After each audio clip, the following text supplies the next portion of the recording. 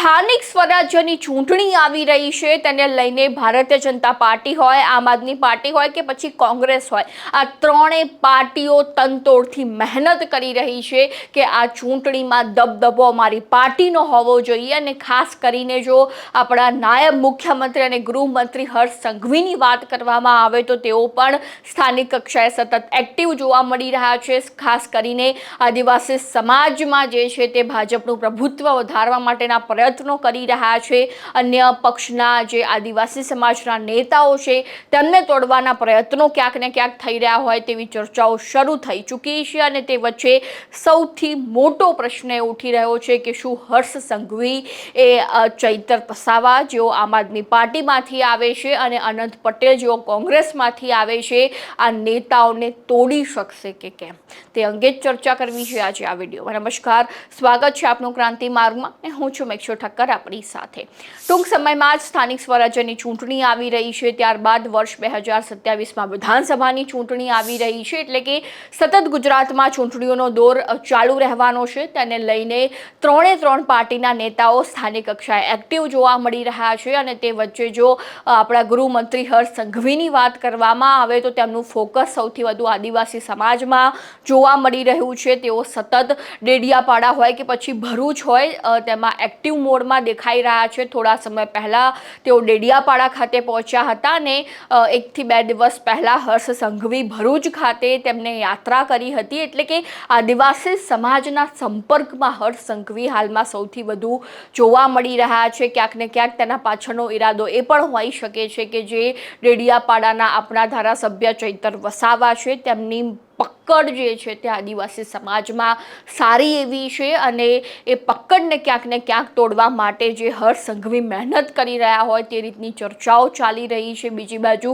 અનંત પટેલ પણ સતત સમાજમાં એક્ટિવ જોવા મળતા હોય છે. તો તેમના આ વર્ચસ્વને તોડી પાડવા માટેની લડાઈ હવે હર્ષ સંઘવી લડી રહ્યા હોય તેવી વાતો હાલમાં ચારે બાજુ ચર્ચાઈ રહી છે. રાજકીય વિશ્લેષકોનું એવું માનવું છે કે હર્ષ સંઘવી હવે ઠાનીને બેઠા છે કે કોઈ પણ ભોગે વિપક્ષના આ બે આદિવાસી સમાજના નેતાઓ જે છે તે ક્યાંક ને ક્યાંક આવનારી ચૂંટણીમાં ઢીલા પડી જવા જોઈએ.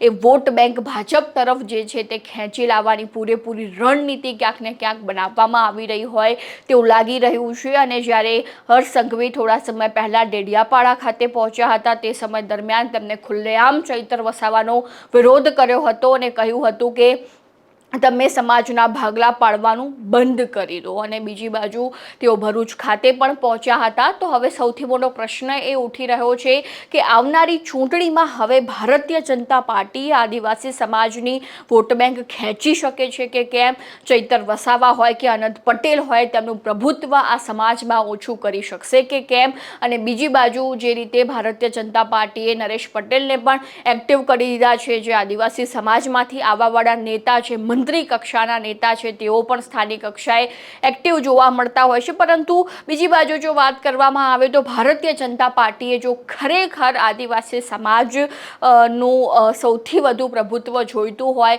તેની વોટ બેંક જોઈતી હોય તો તેમને ચૈતર વસાવા અને અનંત પટેલ જેવો એક મોટો ચહેરો જે છે તે સ્થાનિક કક્ષાએ ઉતારવો પડશે, જેના પર આદિવાસી સમાજનો પૂરેપૂરો ભરોસો હોય કે હા અમે આમને વોટ આપીશું તો અમારા સમાજના જેટલા પણ પ્રશ્નો હશે તેનું નિરાકરણ આવશે. એટલે સૌથી મોટી વાત અહીંયા એ છે કે ચૈતર વસાવા અને અનંત પટેલની સમકક્ષ ઊભા રહે તેવા એક આદિવાસી સમાજના નેતાની ખાસ ભારતીય જનતા પાર્ટીને જરૂર પડવાની છે. એ તો હવે આવતા સમયમાં જોઈશું કે ભારતીય જનતા પાર્ટી જે છે તે આ મુદ્દે કેટલું લડી શકે છે, આદિવાસી સમાજની કેટલી વોટ બેંક તેમને મળશે. અને આ મુદ્દા અંગે તમારું શું કહેવું છે એ પણ અમારા કોમેન્ટ બોક્સમાં જણાવી દેજો. ને ખાસ ક્રાંતિ માર્ગને સબસ્ક્રાઇબ કરવાનું ભૂલતા નહીં.